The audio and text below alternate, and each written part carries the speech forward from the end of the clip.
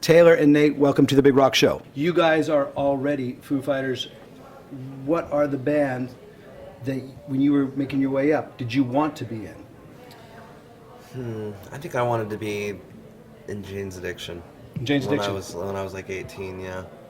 I would have wanted to be the drummer of Jane's Addiction. Now I see all the drama they've been through, and I don't think I'd want to be the drummer of Jane's Addiction. But when I was 18, that's who I wanted to be. That was the shit. With, yeah.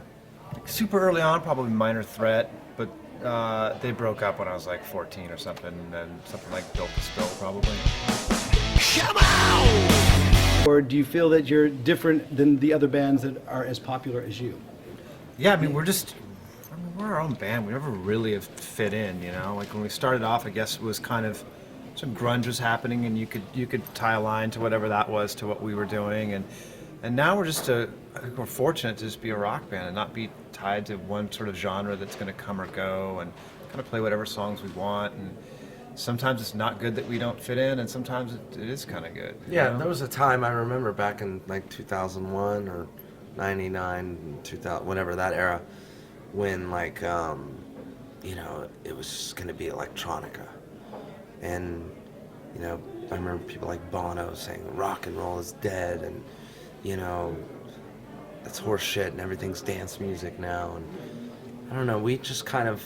You outlasted it. Well, we just do what we want to do, and that's what we tend to just like to do is play rock and roll. I mean, you can fashion it as modern rock, or, you know, people call it grunge, or whatever horseshit name you want to put on it. It's just rock and roll. Come on!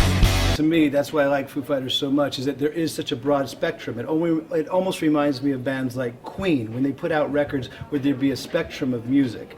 And on this last record, for instance, you know, you could never put Foo Fighters in a box.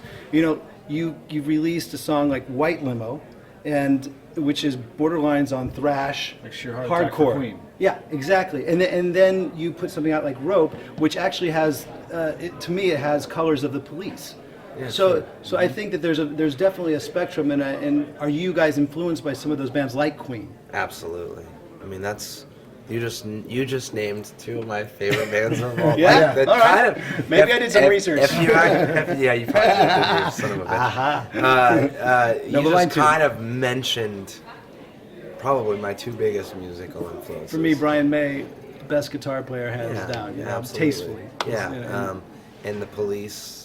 You know, those are two of my favorite bands. And I think that, Nate, you would say as well, or besides some of your earlier... Oh, absolutely, yeah. I mean, I started playing bass because of the Police. I don't know, I think that we just wanted to... We didn't want to get the guy that's like, you know, behind the music, you know. We wanted to probably get someone who's a little bit more of a film director, you know. Or even more specifically, a documentary director. Yeah. I think it was very influenced. This whole movie was sort of, or documentary or whatever it is, was influenced a lot by the Tom Petty Running Down a Dream, you know, which I think was done by Bogdanovich, wasn't it? Okay, wow. Yeah. Well, I mean, he was a really mellow, focused guy. I mean, there wasn't a lot of fucking around with James. I mean, he was friendly, but he came to do a job, and you didn't really notice it till the end that he didn't care so much about like having good relationships with us or anything. Like, he wanted to make a good movie. At some point in time, I thought it was cool personally to see him like fight for what he wanted in the movie, as opposed to just doing something that was like, you know, just being the person that facilitates the movie that the band wanted to make. Right. And I think that made the movie better. You know, so many bands have this sense of like drama and everything, and I mean, you'll see this movie and you'll say, wow, there was more drama than we thought. And there is, because we're just people, you know. But all we've ever tried to do is just be a rock and roll band, you know, and get good at playing live and try and make the best records we can. And there's not really a lot of sort of quote unquote sort of rock star aspirations, at least to my knowledge, you know. Right. And you know, yeah, people, you know, musicians go, oh, that's the band I'd like to be in. Well, you know, it's just keep it simple. Yeah. You know, and all we've ever tried to do is just be a good band. And, you know, Dave writes great songs. And he's a great leader. You know, he's the leader of the band. So I think, you know, yeah, there's not a lot of big drama. You know, we kind of nip that in the head before it gets big. I think, you know? Come on!